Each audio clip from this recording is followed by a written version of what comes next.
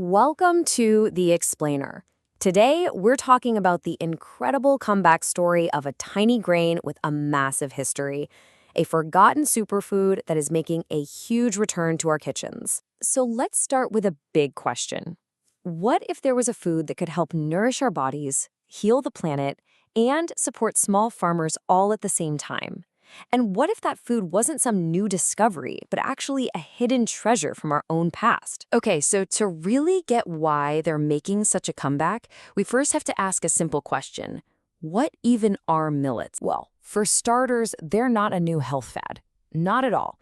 These are some of the oldest foods humans have ever eaten. A staple on the Indian subcontinent for literally thousands of years. You can think of them as these tiny, tough survivors, grains that can grow in really dry, difficult conditions where other crops would just give up. Now, this is really interesting. Millets aren't all the same. They basically fall into two groups. You've got your naked grains like ragi and jowar, which are super easy to clean and use. And then you have the husked grains like foxtail, which have this tough outer layer that needs to be removed.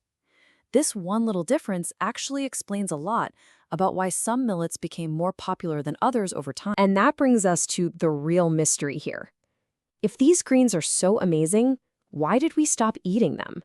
How do we forget about one of our original foods? You can see the whole story laid out right here.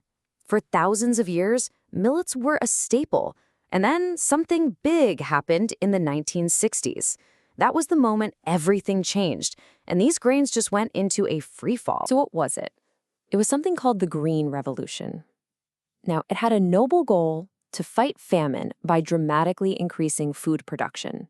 And it worked by creating this whole package deal focused on just two grains, high-yield rice and wheat, along with all the fertilizers they needed. But in solving one problem, it created a massive unintended one. And here it is. This is the smoking gun. Government policies and big subsidies made it way more profitable for farmers to just grow rice and wheat. Suddenly, our entire food system, from the farms to the shops, was built around these two grains. And just like that, it pushed millets right off the map, wiping out a staggering 85% of millet farming in India. But here's the good news. The story doesn't end there. Bringing millets back isn't just about looking to the past. It's about a powerful solution for our future. In fact, you can think of it as a triple win. A win for you, a win for the planet, and a win for farmers. Let's start with the win for your health. Millets are, simply put, nutritional powerhouses. They're loaded with micronutrients, packed with fiber, and they're naturally gluten-free. That makes them way easier for our bodies to digest and actually use all that goodness. I mean, just look at these numbers. They're wild. Take the calcium in ragi, or finger millet. At 344 milligrams, it has more than 10 times the amount in polished rice or wheat. 10 times! And when it comes to fiber, it's not even a fair fight. This is why millets are so fantastic for things like controlling blood sugar. Okay, but the benefits go way beyond just our own health. Millets are what experts call climate-smart crops, and they are a massive win for the planet. Think about it this way. Crops like rice are famous for being incredibly thirsty, needing huge amounts of water. Millets are the exact opposite.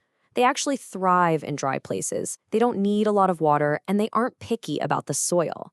By growing them, you're promoting biodiversity and supporting a much more sustainable kind of farming.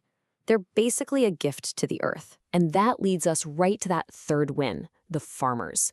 When we choose to buy and eat millets, we are directly supporting the small, dryland farmers who've been the guardians of these ancient seeds for generations. It creates a real, stable market for what they grow. All right, so maybe you're convinced on the why, but I bet you're thinking about the how. So let's get practical and bust a few of the biggest myths about actually using millets in your own kitchen. Okay, this is probably the number one thing I hear. People assume it must be this complicated, long process. The reality, though, is so much simpler. It's really just two steps. First, you soak them. This little step is great because it helps your body absorb all those amazing minerals. And then, you just cook them. You can use millet in literally any recipe that calls for rice, from a palau to a simple porridge. Seriously, if you can cook rice, you can cook millets. It's that easy. All right, let's talk about the elephant. Or the bird in the room. A lot of us only ever see millets in the bird feed aisle. It's such a strange paradox, right? The birds instinctively know how incredibly nutritious these things are. The truth is, we can eat the exact same grains.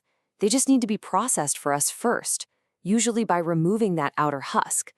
It's the same idea as taking paddy and processing it to get the white rice we eat. Now, this is a real one, especially for parents.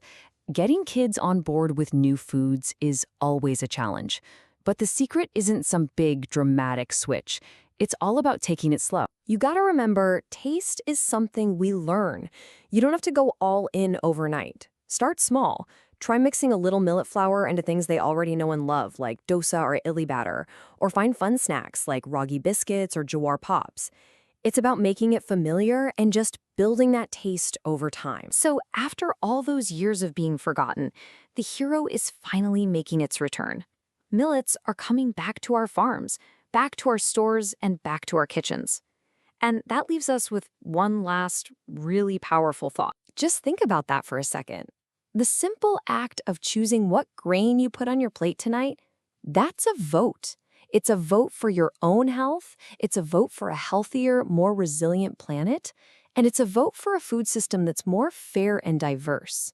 A tiny grain, but a truly mighty choice.